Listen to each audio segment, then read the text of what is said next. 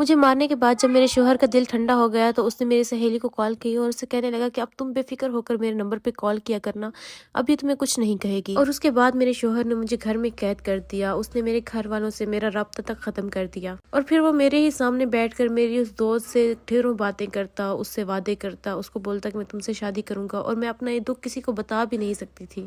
میں پرائے شہر میں بیٹھی تھی اور میرے گھر والوں سے کوئی رابطہ نہیں تھا۔ پھر ایک دن جب میرا شوہر کام پر گیا تو میں چھت پہ گئی اور وہاں پر میری پڑوسن سے میں نے موبائل لے کر میں نے اپنے بھائی کے نمبر پہ کال کی۔ میں نے اپنی امی سے بات کی اور ان کو بتایا سارا کچھ۔ میری امی نے مجھے بتایا کہ تمہاری وہ جو دوست تھی اس نے اپنے شوہر سے طلاق لے لی ہوئی ہے۔ میری امی کی یہ بات میں نے سنی تھی کہ میں نے اپنی زندگی کی آگے کی ساری کہانی کا نقشہ کھینچ لیا۔ میں اچھی طرح جانتی تھی کہ اب آگے کیا ہونے والا ہے، اور پھر وہی ہوا جس کا مجھے ڈر تھا۔ 2 مہینے بعد میرا شوہر مجھے کہہ کر گیا کہ میں گھر جا رہا ہوں، اور 3 دن بعد جب وہ واپس آیا تو اس کے ساتھ میری وہ دوست تھی جو کہ اب میری سوتن تھی۔ مجھے اپنے نصیب پر بہت رونا آیا، میں نے تو خوشیوں کے چند دن بھی نہیں دیکھے تھے، لیکن اس سب کے بعد جیسے میں بالکل خاموش سی ہو گئی۔ مجھے ایک صدمہ تھا، میں خاموشی سے اپنے گھر کا کام کرتی، میرا شوہر مجھ سے بات کرتا تو میں اس سے کوئی گلہ نہ کرتی، بلکہ اس کی بات کا بالکل ٹھیک ٹھیک جواب دے دیتی، بس کام کی بات کرنا اور اپنے آپ میں رہنا۔ پھر ایک دن میری پڑوسن میرے گھر آئی اور اس نے مجھے بولا کہ تمہارے گھر سے کال آئی تھی اور تمہارا بھائی تمہیں لینے آنا چاہ رہا ہے، لیکن پھر میں نے دل ہی دل میں فیصلہ کیا کہ میں اپنا گھر چھوڑ کر کہیں نہیں جاؤں گی۔ میں نے یہ شادی گھر بسانے کے لیے کی تھی، گھر اجاڑنے کے لیے نہیں۔